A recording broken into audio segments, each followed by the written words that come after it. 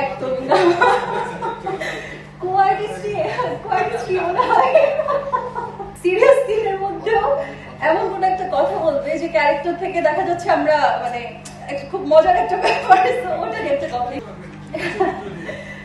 দর্শকের গলাবেলা আমার কাছে মনে হয় কি যে চরিত্রটা আমি প্লে করেছি, এই চরিত্রটা একেবারেই আপনার গার্ল নেক্সট ডোর টাইপের একটা ক্যারেক্টার। আপনি যখন ধরেন আমাদের এখানে একটু পুরান ঢাকার একটা কোন একটা এলাকায় গেলেন অথবা মিরপুরের কোন একটা জায়গায় গেলেন, ওখানে একটা মেয়ে হেঁটে যাচ্ছে, আপনি দেখছেন, দেখে খুব মনে হবে যে মাই ডিয়ার টাইপের একটা ক্যারেক্টার। দেখে মনে হবে যে আরে আমাদের বাংলাদেশের তো এরকম মেয়ে আমরা সবসময় দেখি, মানে এই যে আমার মতো আমার এই গেট আপে যারা আছি আমরা কিন্তু খুব একটা একদম অ্যাভারেজ ম্যাস ফিমেল না আমাদের দেশে। আমার যে ক্যারেক্টারটা, মালার যে ক্যারেক্টারটা, এটা ম্যাস ফিমেলকে কেটার করে অনেক বেশি। তো ওই জায়গা থেকে একটা রিলেটিভিটির একটা জায়গা। ইভেন আপনার যদি আমি চিন্তা করি যে আমাদের যে সোশ্যাল ক্লাস, যদি আমি সোশ্যাল ক্লাসও চিন্তা করতে চাই, ওই জায়গা থেকেও আপনার যারা মাটিতে যারা বসেন তারাও রিলেট করতে পারবেন, যারা সোফায় বসেন তারাও রিলেট করতে পারবেন। মালা ক্যারেক্টারটা এমন এবং খুবই থাকে না যে একটু চটপটে কিন্তু আবার লক্ষ্মী, একটু শান্ত।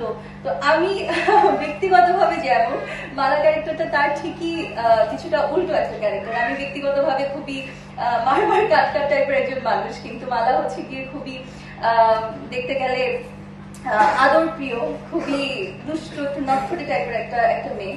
তো আমার কাছে মনে হয় যে দর্শকরা সিনেমাটা দেখবেন, আমি আশা করছি তারা দেখবেন, আমি জানি তারা দেখবেন এবং তারা মালার সাথে খুব সুন্দর রিলেট করতে পারবেন, মালাকে ভালোবাসবেন। কাজটা সম্পর্কে আপু আমাকে একটা দিন আসলে টেক্সট করে বলে যে তোরসা তুই আমার সাথে দেখা করবি, একটা কথা আছে তোর সাথে খুব গুরুত্বপূর্ণ। আগাজ লাইক হচ্ছে গিয়ে আল্লাহ কি হয়েছে, আবার কি বিষয়।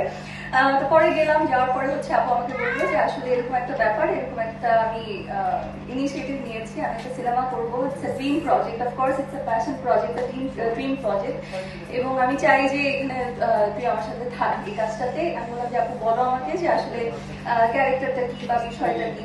তো পরে দিয়ে ক্যারেক্টার ব্রিফ থেকে শুরু করে আমার কো অ্যাক্টরের সাথে আমার পরিচয় হওয়া, সবকিছু হওয়া, কথাবার্তা বলা, ওখান থেকেই মূলত আমরা আসলে কাজটাতে সংযুক্ত হই।